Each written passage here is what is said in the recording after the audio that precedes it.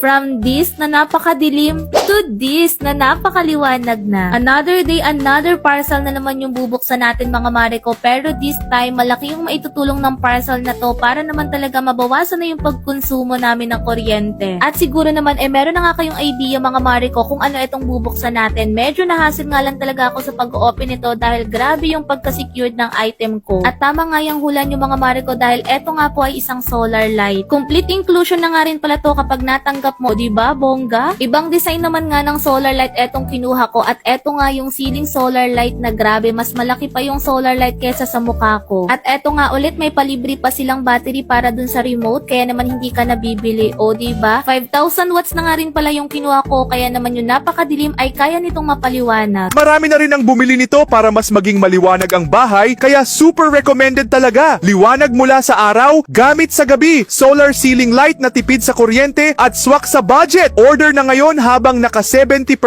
at free shipping.